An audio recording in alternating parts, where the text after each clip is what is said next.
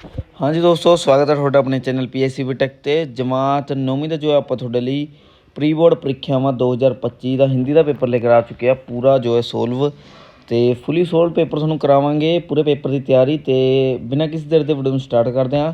ਅਗਰ ਚੈਨਲ ਤੇ ਨਵਾਂ ਤਾਂ ਚੈਨਲ ਨੂੰ ਜੋ ਸਬਸਕ੍ਰਾਈਬ ਕਰਨਾ ਨਾ ਭੁੱਲਣਾ ਤੇ ਵੀਡੀਓ ਨੂੰ ਲਾਈਕ ਜ਼ਰੂਰ ਕਰ ਦੇਣਾ। ਬਾਕੀ ਸਬਸਕ੍ਰਾਈਬ ਕਰਨਾ ਤੇ ਵੀਡੀਓ ਨੂੰ ਲਾਈਕ ਵੀ ਜ਼ਰੂਰ ਕਰ देना। पाका ਤੁਸੀਂ देख सकते हो। निम्नलिखित बहुवैकल्पिक प्रश्नों के उत्तर दें।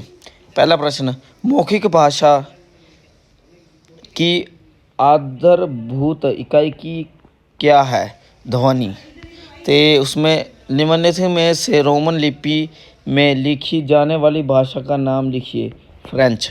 तो उसके बाद अपना ये वाला तुम देखना, विशेष के निम्नलिखित में से कौन सा शब्द उचित है? आचार्य। उसके बाद लेखक में प्रयोग किए जाने वाले लिपि चिन्हों से व्यवस्थित रूप को क्या कहा जाता है? लिपि। उसके बाद जो है तुम आवड़ा देख लेना 4 नंबर का क्वेश्चन, 4 MCQ टाइप। कबीर के अनुसार ईश्वर किसके हृदय में वास करता है? सच्चे व्यक्ति के। ग ऑप्शन बिल्कुल राइट ऑप्शन। मुश्किल काम करके कर्मवीर व्यक्ति दूसरों के लिए क्या बन जाते हैं? निकम्मे, हंसी का पात्र, मजाक, उदाहरण। इसका आंसर होगा घ ऑप्शन उदाहरण। पेड़ ने क्या सीख प्राप्त की है? जीवन अमर है, मरण ही धर्म है, बहुत बड़ा है, उसकी जड़ खो गई है, मरण ही धर्म है। उसके बाद 5 मरजीवे कविता में दसम नानक किसे कहा गया है? गुरु गोबिंद सिंह जी को। उसके बाद जो तुम अपना अगला प्रश्न ये भी तुम देख लेना एक बारी।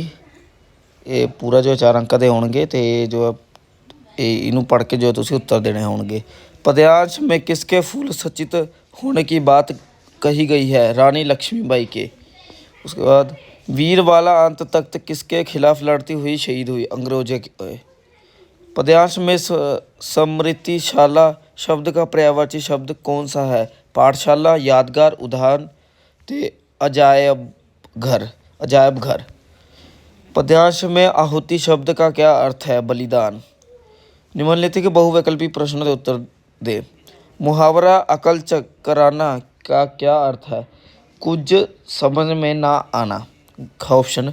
लगातार होना निम्नलिखित में से किस मुहावरे का अर्थ है? ताता बंधना। उसके बाद मुसीबत पड़ने पर प्रगतिशील होना निम्नलिखित में से किस लोकोक्ति का अर्थ है? आग लगने पर कुआं खोदना। तो हाँ जी दोस्तों, ये थोड़े एक नंबर वाले आप सारे क्वेश्चन करा दिते है। तो अगर तुम साढ़े टैलीग्राम ग्रुप में ज्वाइन नहीं किया तो टैलीग्राम ग्रुप में भी ज्वाइन जरूर तो कर लेना।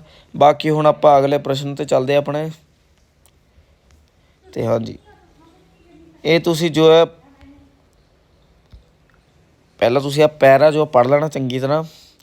तो ये जो तुसी उत्तर दे अपने आप जो लभ लेने। लेखक के अनुसार यहाँ संसार पानी का बुदबुदा है, लड़की को किस बात पर खेद था? लेखक ने किस परमात्मा का केवल साधन मात्र कहा है? शीर्षक शब्द का क्या अर्थ है? उपयुक्त गद्यांश को उचित शीर्षक क्या होगा? शीर्षक मीनस टाइटल। इसका जो टाइटल की होगा। तो बाकी तुसी ये सारे आंसर जो है ये जो है पद्यांश पढ़ के जो है इसके उत्तर दे देने तुसी। बाकी हुण अपने अगले प्रश्न से चलते हैं। निम्नलिखित बहुवैकल्पिक प्रश्नों के उत्तर दे। दंड शब्द का निम्नलिखित में से सही वर्ण विच्छेद चुने। ये वाला एदा होगा। मिलान करे, इसका जो है कक्षा जो है बी वाला इसका जो है मिलान इसके नाल हो जाएगा।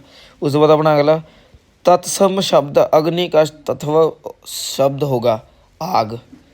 तो उसके बाद शब्द के शुरू में जुड़ कर उसे अर्थ में विशेषता लाने वाले शब्द डैश कहलाते हैं? उपसर्ग।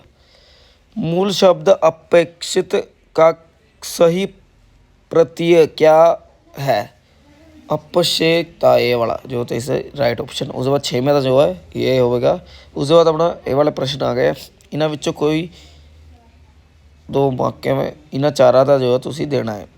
रैपलिंग का क्या अर्थ है? रैपलिंग का अर्थ है किसी ऊंची चट्टान रस्सी से सहारे नीचे आना। एक तरीके से गेम होंगी। तो ग्राहकों को किस तरह अधिकारी के बारे में जागरूक किया जाता है? ग्राहकों को रेडियो तथा टेलीविज़न पर विज्ञापनों अ, के द्वारा अधिकारी के बारे में जागरूक किया जाता है। शिवाजी पर स्त्री को किसके समान मानते हैं? शिवाजी पर स्त्री को माँ के समान मानते हैं। पवन देव ने ऑक्सीजन कम होने का क्या कारण बताया? ये वाला तुसी आंसर जो है मैंने कमेंट सेक्शन में जरूर दस देना। उस बाद अपना ये वाला भाखा देखते हैं हूँ। 3 दूनी 6 कोई भी 3 प्रश्न करने ना, आप तुहानूं कोई 3 प्रश्न करते हैं।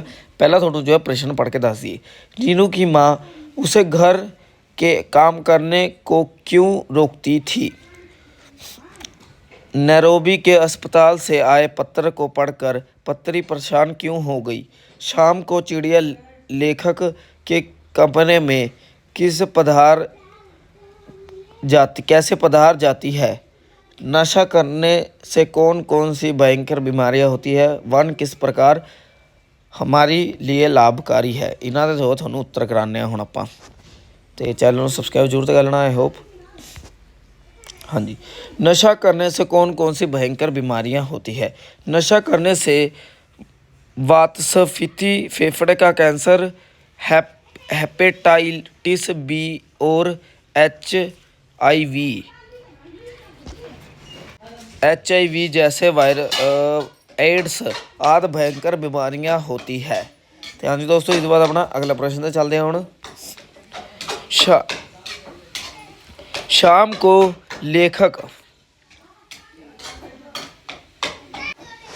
शाम को चिड़िया लेखक के कमरे में कैसे पधार जाती थी?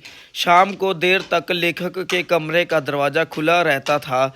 लेखक अपनी किताबें की दुनिया में खोया कभी उसकी तरफ ध्यान नहीं देता था। लेखक के किताबों में रमे होने के कारण चिड़िया कमरे में पधार जाती थी। तो इसके बाद अपना अगला प्रश्न कराने थानू। बेटा जो है इसका हाँ जी। नीरू की माँ उसे घर के काम करने से क्यों रोकती थी? नीरू की माँ उसे बहुत प्यार करती थी। वे उसे घर का कोई काम नहीं करना देती थी।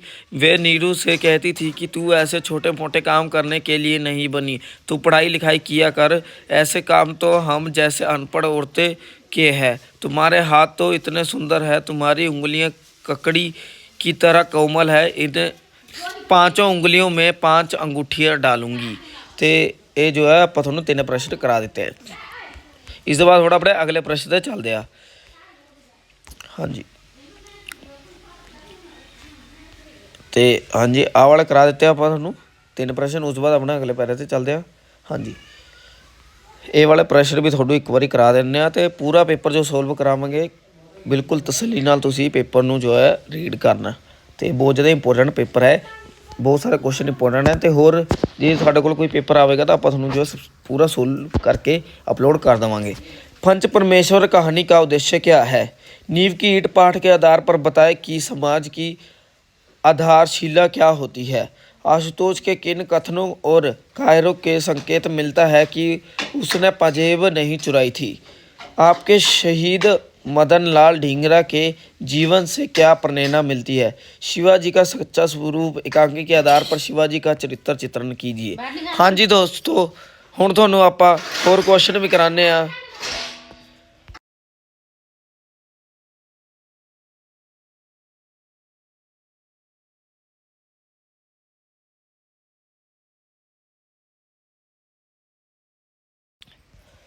हाँ जी दोस्तों, ये वाले क्वेश्चन का थोड़ा आंसर करा दें आप। एक मिनट। हाँ जी, पंच परमेश्वर कहानी का क्या उद्देश्य है?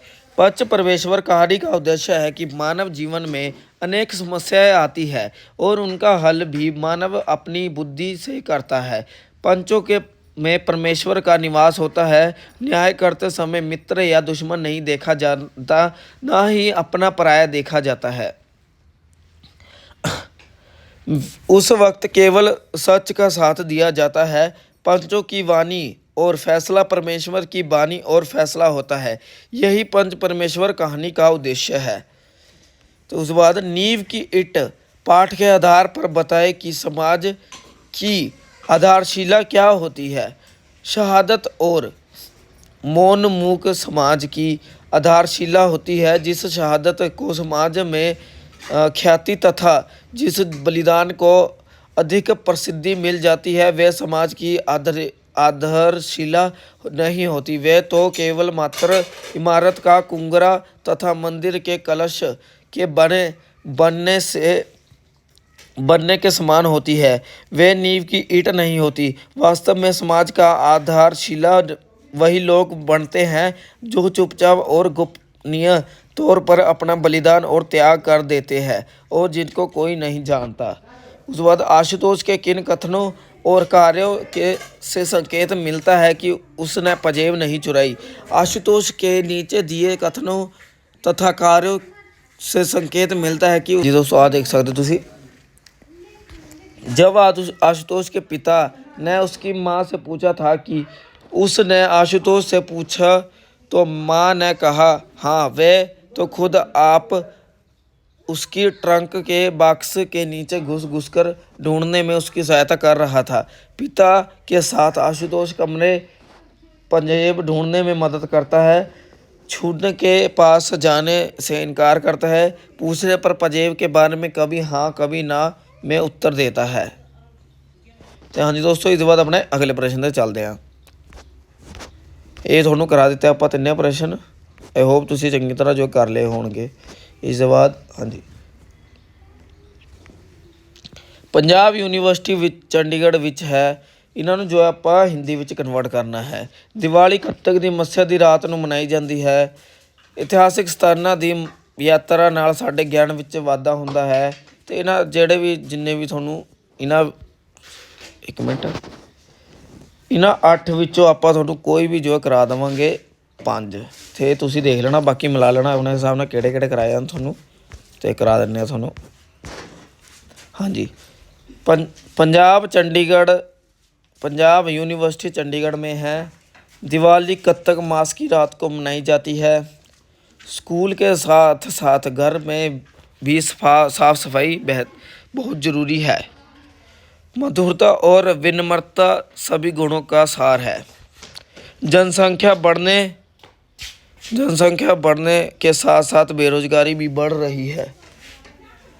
तो हाँ जी दोस्तों, इस बाद अपने अगले प्रश्न से चलते हैं। बाकी चैनल जो सबसक्राइब करके जरूर रख लेना ताकि कोई भी वीडियो असीं अपलोड करें तो सब तो पहले थोड़ा नोटिफिकेशन मिल सके। बाकी उसके बाद जो है थोड़ा 5वां प्रश्न जो कि हैगा लैटर का 7 अंक का। उसके बाद अपना जो है एक जो है अनुच्छेद 10 नंबर का। ये दोनों थोड़ा एक बारी च करा दें आप, तुसीं देख लेना। बाकी आई होप तुसीं चैनल जो सबसक्राइब कर ताकि थोड़ा जो सारे पेपर टाइम सिर अपलोड जिद्दां ही असीं करूँगे थोड़ा सब तो पहले नोटिफिकेशन मिल सके। हाँ जी दोस्तों, अनुच्छेद पहला देख लो तुसीं। दहेज प्रथा एक समाजिक कलंक। ये तुसीं पूरा एक बारी देख लेना।